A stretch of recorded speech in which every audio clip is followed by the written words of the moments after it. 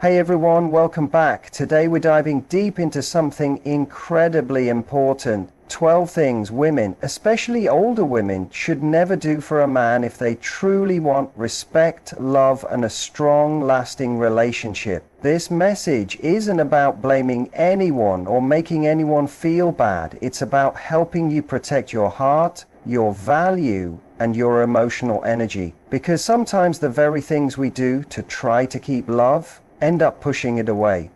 I understand. Life has probably taught you to give, to fix, to love deeply and endlessly. You've probably spent years taking care of your family, your kids, your partner, often putting yourself last.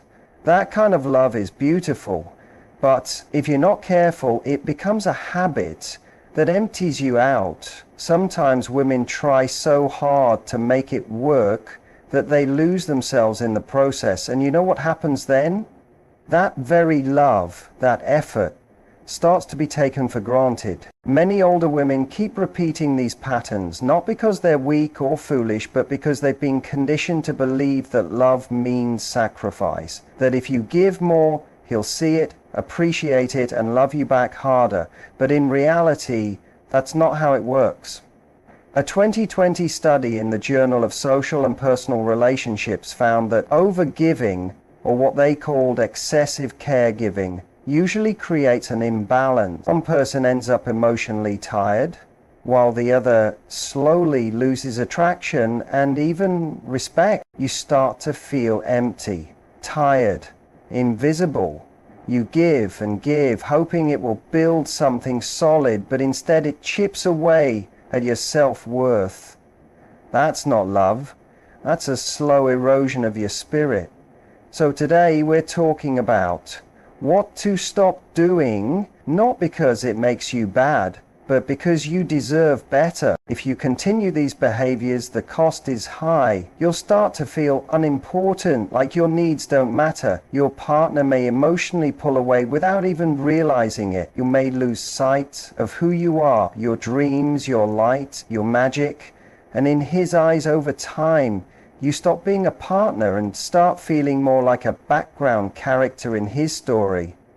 And you're not meant to live like that. So let's begin with the most common one.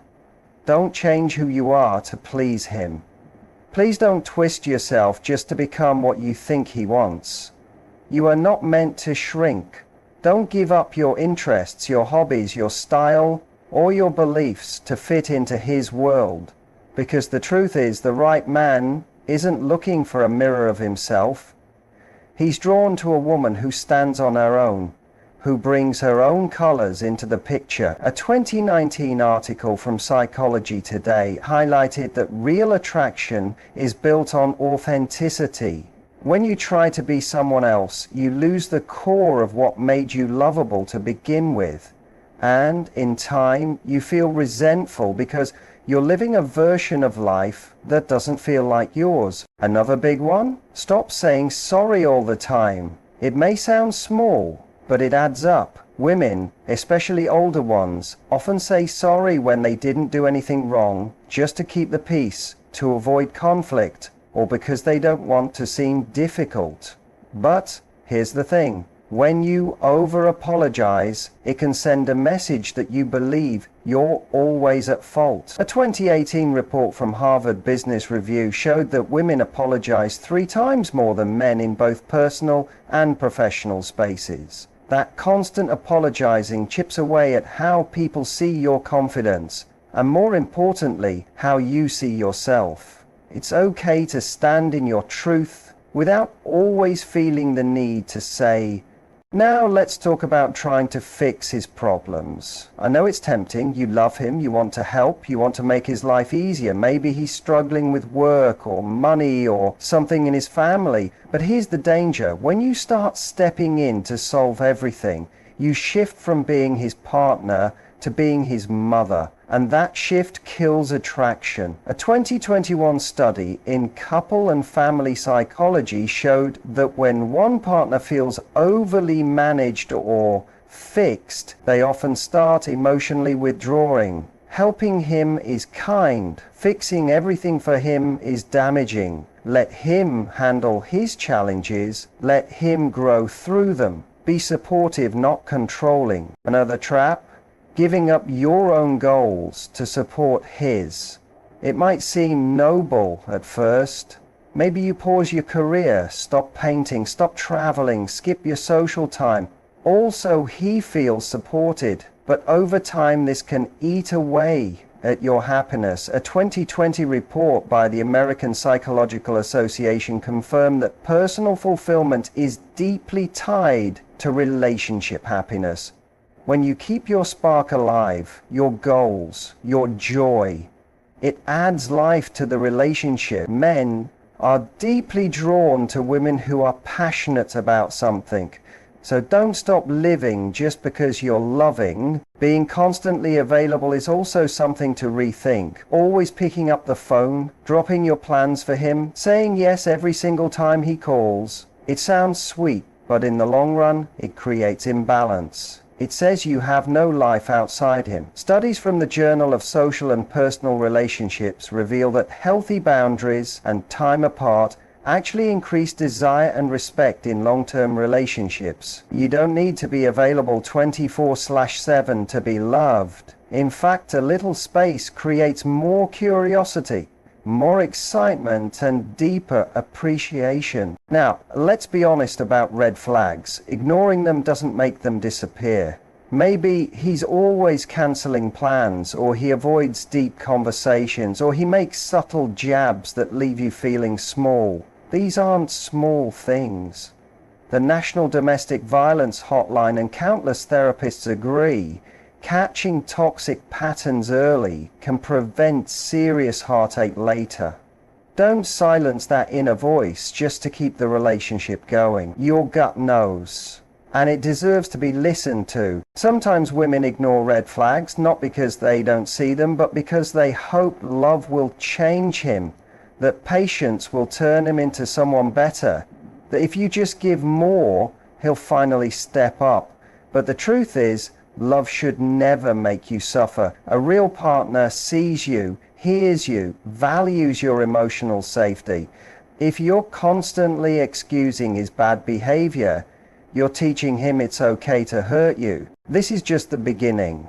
But if you really want to create a love that honors you, that lifts you, that gives as much as it takes, these changes aren't just helpful, they're necessary. You are not asking for too much by wanting to be respected. You are not too emotional for needing affection. You are not too much for wanting consistency, honesty, effort.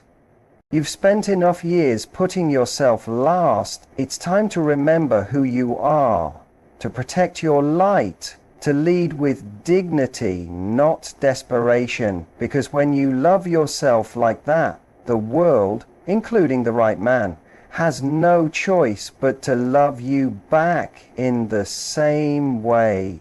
Number 7, don't feel the need to explain every emotion you have.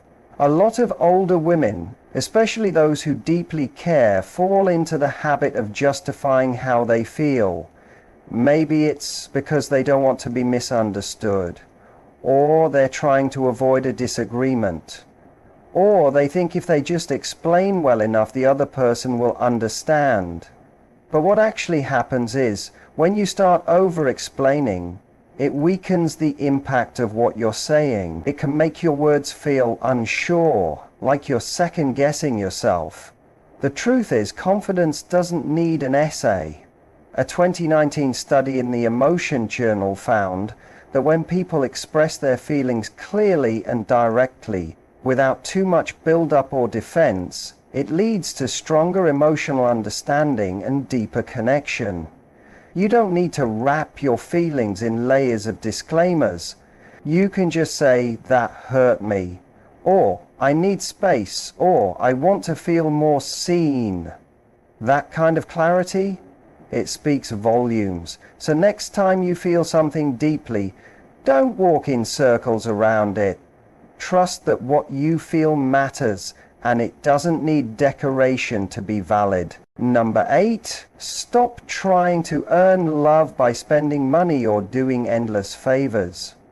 It's understandable. When we really like someone, we want to do things for them. Maybe you're always buying gifts, paying for dinners, solving his problems, or constantly offering help just to feel close or noticed. But love that grows from gifts or favors doesn't last. It starts feeling more like a transaction than a bond. A 2020 survey by Match.com revealed something powerful. Emotional closeness, mutual respect, and real connection were far more important to lasting attraction than material offerings. Yes, a thoughtful gift can warm someone's heart, but if that's the main thread holding things together, it won't hold for long. Men remember how you make them feel, not what you handed them. So instead of trying to buy your place in someone's heart, build it by being emotionally present, by sharing laughter, deep conversation, quiet understanding. Let your energy be the gift. Let your honesty be what he treasures. Number 9, don't try to hide your age or your life story. Many older women feel pressure to look younger, act younger, or downplay the chapters they've lived. Maybe you've been told that youth is everything, but the truth? Confidence in your age is magnetic. Your past, your scars, your stories, they're not things to hide. They're proof that you've lived, loved, learned, and grown. A 2017 survey by the American Association of Retired Persons found that many men are drawn to women who embrace their age and experiences with pride. Why? Because it shows maturity.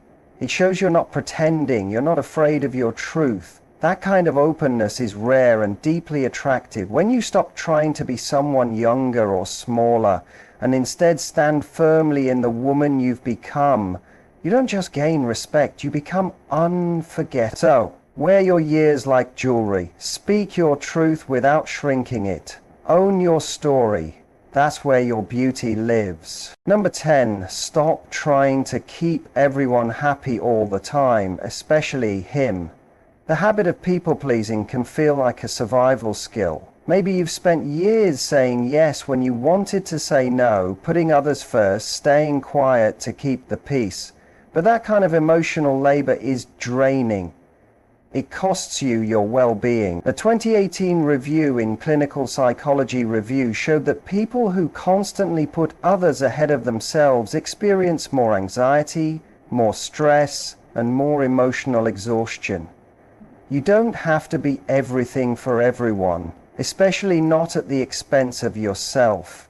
You can care without overgiving. You can love without losing your voice. In a healthy relationship, there's a natural flow of giving and receiving. It's not one-sided. So don't say yes when your heart is screaming no. Don't cancel your needs to fit his. Say what you want. Take your time. Draw the line. You're not difficult for having needs.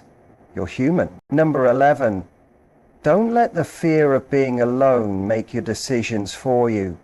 This fear is quiet but powerful. It can sneak in and convince you that any relationship is better than no relationship, even if that relationship makes you feel small, hurt, or unseen. But being alone isn't a punishment. It's a space for healing, for reflection, for rediscovery.